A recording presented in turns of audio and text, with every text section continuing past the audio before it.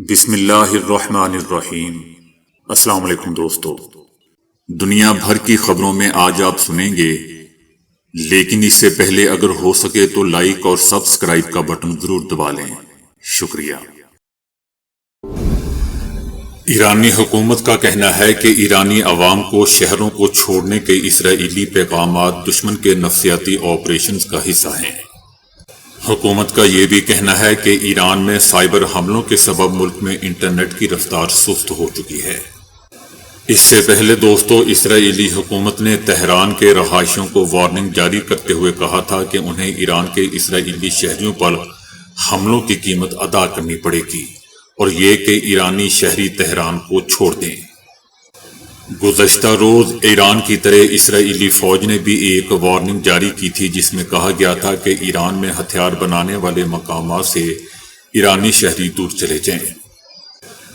دوسری جانب حیفا کے لوگوں سے سنا گیا ہے کہ وہاں شہر سے باہر جانے والی سڑکوں پر بہت رش ہے، اور گزشتہ روز سے فیول پمپس پر لوگوں کا تانا بندھا ہوا ہے، جبکہ دوسری طرف تہران میں شہریوں کا کہنا ہے کہ لوگ وہ تہران میں ہی رہیں گے کیونکہ دیگر صوبوں میں ان کے کوئی دوست یا رشتہ دار رہائش پذیر نہیں ہیں۔ اسرائیل کا کہنا ہے کہ اس نے ایران کے دارالحکومت تہران کے اوپر فضا کا کنٹرول سنبھال لیا ہے۔ گزشتہ کچھ دنوں میں تہران پر متعدد اسرائیلی حملوں سے دوستوں بظاہر یہی لگتا ہے کہ یہ اسرائیلی دعویٰ درست ہے۔ اسرائیلی لڑاکا طیارے ایرانی علاقوں پر کم فاصلے تک مار کرنے والے گائیڈڈ میزائلوں سے حملے کر رہے ہیں۔ عام الفاظ میں یہ کہا جا سکتا ہے کہ اسرائیل تازہ حملوں میں دور تک مار کرنے والے کروز میزائلوں کا سہارا نہیں لے رہا۔ ایران کے پرانے لڑاکا طیارے اسرائیل کے لیے کچھ زیادہ بڑا خطرہ نہیں ہے۔ گزشتہ برس اکتوبر میں اسرائیل نے ایران میں اپنے حملوں میں روسی ساختہ S-300 دفاعی نظام کو نشانہ بنایا تھا۔ تازہ حملوں میں بھی اسرائیل نے ایران کے ڈیفنس ریڈاروں اور لانچرز کو نشانہ بنایا ہے۔ دوستو، یاد رہے کہ اسرائیل کو فضائی اعتبار سے ایران پر برتری تو ضرور حاصل ہے، لیکن اس کا مطلب ہرگز یہ نہیں ہے کہ اسرائیل مکمل طور پر ایران پر فضائی سبقت رکھتا ہے۔ ایران کے پاس شارٹ رینج ڈیفنس سسٹمز موجود ہیں جنہیں کندھے پر رکھ کر فائر کیا جا سکتا ہے۔ اس کے علاوہ ایران کے پاس زمین سے آسمان تک مار کرنے والے میزائل بھی موجود ہیں جو کہ اسرائیل کے لیے خطرہ بن چکے ہیں۔ ماضی میں امریکی لڑاکا طیاروں نے یمن میں حوثیوں کے خلاف فضائی برتری حاصل کر لی تھی، لیکن بعد میں حوثیوں نے متعدد امریکی ڈرونز کو تباہ بھی کیا تھا۔ فضا سے تباہی کا مطلب دوستو یہ نہیں ہے کہ دوسرا فریق شکست کھا چکا ہے۔ ایرانی حملے آپ لوگوں کے سامنے ہی ہے، جس نے اسرائیل کے دارالحکومت کو تل ابیب کو توڑ مروڑ کے رکھ دیا ہے، اور اسرائیل کے ایئر بیسوں کو الٹا کر رکھ دیا ہے۔ اسرائیل کو پھینٹی لگنے کے یہ سین دوستو آپ نے زندگی بھر کبھی نہیں دیکھے ہوں گے، بلکہ اسرائیلی لوگوں نے یا اسرائیلی حکومت نے یا اسرائیل نے خود ایسے سین کبھی نہیں دیکھے ہوں گے۔ اب جبکہ اسرائیلی حکومت کے ہاتھ تک کانپ رہے ہیں، جیسا کہ آپ نے ویڈیو بھی دیکھی ہوگی۔ دوستو، یاد رہے کہ ایران کا آدھے سے زیادہ سیکیورٹی نظام تو زیر زمین ہے۔ وہاں اسرائیلی طیارے یا ان کے بم میزائل تو کیا، ان کی نسلیں تک، اسرائیل کی نسلیں تک نہیں پہنچ سکتی۔ دوستو، ایرانی لوگوں میں اور اسرائیلی شہریوں میں بھی بہت بڑا فرق ہے۔ ایران میں لوگ جشن منا رہے ہیں، جبکہ اسرائیل میں لوگ ابھی بھی صدمے سے باہر نہیں نکلے۔ اسرائیل میں تل ابیب میں بہت سے لوگ ترکی اور آرمینیا کی سرحد کی طرف جا چکے ہیں۔ اسرائیلی لوگوں کا کہنا ہے کہ انہوں نے تل ابیب کو کبھی بھی اتنا سنسان نہیں دیکھا۔ اسرائیلی رہائشیوں نے پانی کا ذخیرہ جمع کرنا شروع کر دیا ہے اور فکر مند ہے کہ انہیں بجلی کے تعطل کا بھی سامنا کرنا پڑے گا۔ گزشتہ رات دوستو، فتح تقویٰ میں ایرانی میزائل حملے کا ہدف بننے والی اسرائیلی عمارت کو باہر آج صبح سرکاری ٹیمیں ملبے ہٹاتے ہوئے نظر آئیں۔ ایرانی میزائل حملے کے سبب 20 منزلہ عمارت میں ایک بڑا سوراخ ہو گیا تھا اور 4 افراد اس میں ہلاک بھی ہو چکے ہیں۔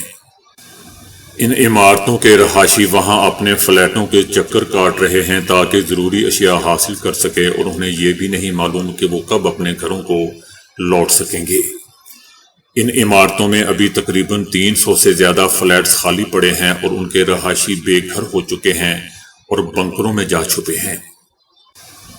اسرائیل کا الزام ہے کہ ایران نے اس کے حملوں کے رد عمل میں جان بوجھ کر سیولین آبادی کو نشانہ بنایا ہے۔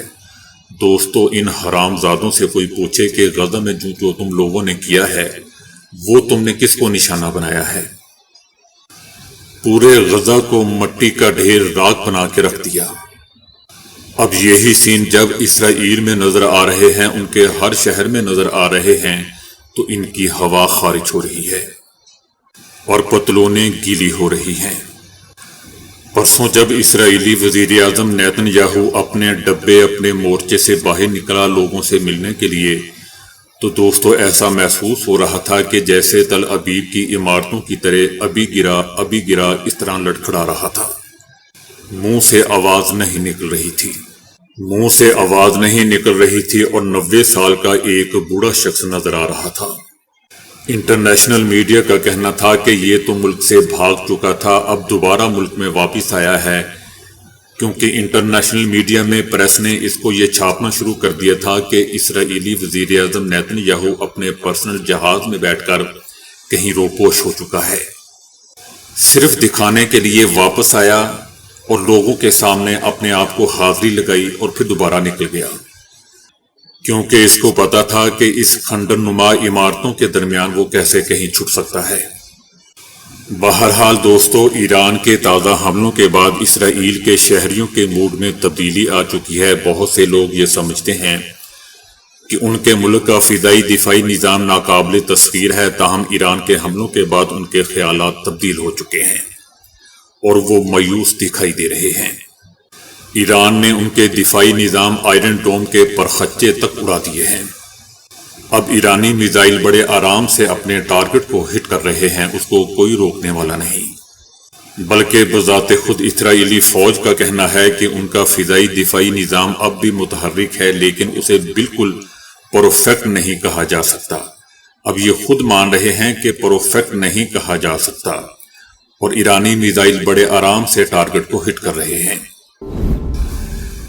اسرائیلی وزیر دفاع کا کہنا ہے کہ تہران کے رہائشیوں کو نقصان پہنچانے کا کوئی ارادہ نہیں ہے۔ اس سے پہلے دوستو، اسرائیل کے وزیر دفاع نے وارننگ جاری کی تھی کہ تہران کے رہائشیوں کو اسرائیل پر ایرانی حملوں کی قیمت ادا کرنی پڑے گی۔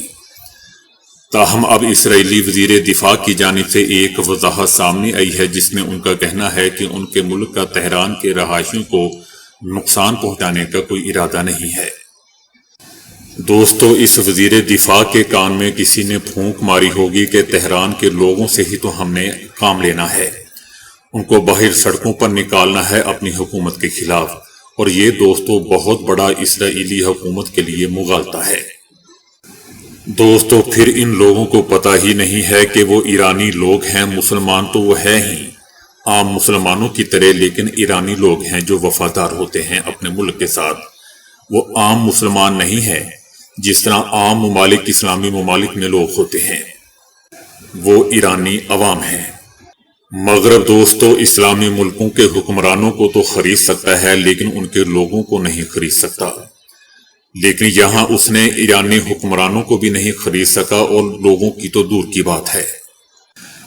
مغرب نے ایران کی ٹاپ ملٹری لیڈر کو تو شہید کر دیا، لیکن دوستو کیسی حیرت انگیز بات ہے کہ اس کے بعد بھی کہیں سے بھی بغاوت کی بو نہیں آ رہی۔ وہ بالکل اپنے پیروں پہ ویسے ہی کھڑا ہے جیسے پہلے کھڑا تھا۔ مغرب کو بہت یقین تھا کہ اوپر والی لیڈر کو ختم کر دو تو ایران کو ہم قبضے میں لے لیں گے، لیکن دوستو میرے نزدیک یہ ان کی شکست ہے۔ مغرب امریکہ شکست کھا چکا ہے۔ اسرائیل کی تو حیثیت ہی کچھ نہیں ہے، یہ تو کھوتے کا بچہ ہے، گدھا ہے جس کے میزائل اوپر ڈال کر امریکہ چلا رہا ہے۔ ایسا تو امریکہ کسی بھی کمزور سے ملک کو پکڑتا، اس کے اوپر میزائل ڈالتا اور چلا دیتا کسی بھی ملک کے خلاف۔ اسرائیل کی صرف وہ اوقات ہے۔ بہرحال اسرائیلی وزیر دفاع کا کہنا تھا کہ تہران کے رہائشی آمرانہ طرز حکومت کی قیمت ادا کریں گے اور انہیں ان علاقوں سے اپنے گھر چھوڑنے پڑیں گے جہاں اسرائیل کے لیے تہران میں حکومتی اہداف اور سیکیورٹی ڈھانچے کو نشانہ بنانا ضروری ہوگا۔ مشرق وسطی میں دوستو، اسرائیل اور ایران کے درمیان جاری تنازعہ روسی اخبارات کی بھی شہ سرخیوں میں ہے۔ روس کی اخبار کی ایک تحریر میں یہ درج تھا کہ شاید سننے میں ترش لگے لیکن ایران اور اسرائیل کے درمیان تنازع کے سبب روس کو کچھ فوائد حاصل ہو سکتے ہیں۔ اخبار کا کہنا تھا کہ ان مبینہ فوائد میں تیل کی قیمتوں میں اضافہ اور یوکرین میں روس کی جنگ سے بین الاقوامی توجہ ہٹنا شامل ہے۔ روسی اخبار کا دعویٰ تھا کہ یوکرین کو فراموش کر دیا گیا ہے۔ روس کی ایک دوسری اخبار میں یہ تحریر تھا کہ روس اصولی طور پر بطور مصالحت کار اپنا کردار نبھا سکتا ہے۔ شاید وہ یہ بحران حل نہیں کروا سکے گا لیکن وہ کشیدگی کم کرنے میں ضرور مدد کر سکتا ہے۔ اس سے خطے میں روس کا اثر و رسوخ بھی بڑھے گا۔ دوسری طرف دوستو، ایرانی صدر مسعود نے ایرانیوں سے کہا ہے کہ وہ ثابت قدم رہیں اور مل کر ایران پر ہونے والے مجرمانہ جارحیت کا مقابلہ کریں۔ ان کا کہنا تھا کہ ہم نے سفارتی کوششوں کو موقع دیا اور مذاکرات اور بات چیت کا دروازہ کھلا ہے۔ ان کا یہ بھی کہنا تھا کہ دشمن قتل و غاری کے ذریعے ایران اور اس کے عوام کو تباہ نہیں کر سکتا۔ ہر حملے کے بعد سینکڑوں اور ہیرو سامنے آئیں گے جو اس مشن کو آگے بڑھاتے رہیں گے۔ اسرائیل پر میزائل حملوں کی تازہ لہر سے متعلق دوستو، ایرانی آرمی کا ایک بیان آیا ہے کہ اس کارروائی میں نئے طریقہ کار اور انٹیلیجنس اور تکنیکی صلاحیتوں کے استعمال سے دشمن کے کئی تہوں والے دفاعی نظام کو اس حد تک متاثر کر دیا گیا ہے کہ اسرائیلی دفاعی نظام یعنی کہ آئرن ڈوم ایک دوسرے کو ہی نشانہ بنانے لگے ہیں۔ ایرانی آرمی کا کہنا ہے کہ اس حکمت عملی کا نتیجہ یہ نکلا ہے کہ اسرائیلی علاقوں میں زیادہ سے زیادہ میزائل اپنے اہداف پر لگنے میں کامیاب ہو رہے ہیں۔ ایرانی آرمی کا یہ بھی کہنا ہے کہ آئندہ کارروائیاں پہلے سے کہیں زیادہ شدید، مؤثر اور درست نشانہ لگانے والی اور تباہ کن ہوں گی۔ دوسری طرف امریکہ نے تصدیق کی ہے کہ ایران کے تازہ حملوں کے دوران تل ابیب میں امریکی سفارتخانے کی برانچ کو نقصان پہنچا ہے۔ ایرانی میزائل حملوں کے دھماکوں سے تل ابیب میں سفارتخانے کی عمارت ڈھہ گئی ہے۔ امریکی سفارتخانہ تاحال بند رہے گا کیونکہ وہاں اب بھی شہریوں کو محفوظ مقام پر رہنے کی ہدایات برقرار ہیں۔ امریکہ کا کہنا ہے کہ ہمارے کسی امریکی اہلکار کو کوئی نقصان نہیں پہنچا ہے۔ اسرائیل کے ایک سابق سفارتکار الان پنکاس جو 2 اسرائیلی وزرائے اعظم کے مشیر بھی رہ چکے ہیں، ان کا کہنا ہے کہ صدر ٹرمپ اسرائیل اور ایران کے درمیان تنازعہ ختم کرنے کی طاقت رکھتے ہیں۔ ان کا کہنا تھا کہ صدر ٹرمپ اس پوزیشن میں ہے کہ تہران یعنی ایران کو ایک ایسا معاہدہ پیش کر سکیں جس سے ایران امن کی پیشکش کو قبول کر لے۔ ان کا یہ بھی کہنا تھا کہ تاہم چونکہ ایران اس وقت اس پوزیشن میں ہے کہ وہ جنگ جاری رکھنے اور اسرائیل کو نقصان پہنچانے پر آمادہ ہو۔ اس کا کہنا تھا کہ دوسری طرف صدر ٹرمپ فون اٹھا کر نیتن یاہو سے یہ کہہ سکتے ہیں کہ بس بہت ہو گیا، آپ کے پاس جنگ کو ختم کرنے کے لیے صرف 24 گھنٹے ہیں۔ لیکن تاحال دوستوں معلوم نہیں ہے کہ صدر ٹرمپ ان دونوں میں سے کون سا کام کرنے پر راضی ہوں گے، کیونکہ عجیب سا شخص ہے، کچھ بھی کر سکتا ہے۔ ان دونوں چیزوں کو سائڈ پر رکھے اور خود چھلانگ لگا کے خود بھی کود پڑے جنگ میں۔ اسرائیلی میڈیا نے دعویٰ کیا ہے کہ گزشتہ روز روسی صدر پیوٹن نے ایران کے کہنے پر امریکی صدر ٹرمپ سے رابطہ کیا۔ صہیونی میڈیا کا کہنا ہے کہ پیوٹن نے آیت اللہ سید علی حسین خامنائی کو امریکہ سے مذاکرات تیز کرنے کا مشورہ دیا ہے۔ روسی صدر نے امریکی ہم منصب یعنی صدر ٹرمپ سے گفتگو کے بعد آیت اللہ خامنائی کو خبردار کیا کہ ایرانی حکومت، ایرانی سرزمین خطرے میں ہے۔ اب چونکہ دوستو یہ اسرائیلی میڈیا کا دعویٰ ہے، اس لیے آنے والا وقت ہی بتائے گا کہ یہ جھوٹ ہے یا سچ۔ مجھے تو یہ جھوٹ لگ رہا ہے۔ صدر ٹرمپ نے کہا ہے کہ ایران اور اسرائیل بالآخر معاہدے پر ضرور پہنچیں گے۔ انہیں معاہدہ کرنا ہی پڑے گا۔ چاہے اپنے آپ کو جتنا بھی برباد کر لیں، انہیں ایک معاہدے پر آنا ہی پڑے گا۔ ان کا کہنا تھا کہ ہمارے پاس جلد ہی اسرائیل اور ایران کے درمیان امن ہوگا۔ اس وقت مجھے بہت سی کال اور ملاقاتیں ہو رہی ہیں، میں بہت کچھ کرتا ہوں لیکن مجھے کبھی کسی چیز کا کریڈٹ نہیں ملتا۔ لیکن کوئی بات نہیں، عوام سمجھتے ہیں مشرق وسطی کو دوبارہ عظیم بنائیں گے۔ ایران کی جانب سے اسرائیل پر حالیہ میزائل حملوں کے دوران دوستو تل ابیب میں شدید دھماکوں کی آوازیں سنی گئیں، جنہیں مقامی افراد نے پہلے کے مقابلے میں انتہائی طاقتور اور خوفناک قرار دیا۔ لوگوں کا کہنا ہے کہ اس بار دھماکوں کی شدت پہلے کی نسبت کہیں زیادہ تھی۔ لوگوں کا کہنا ہے کہ یہ حملہ واقعی بہت شدید اور خوفناک تھا۔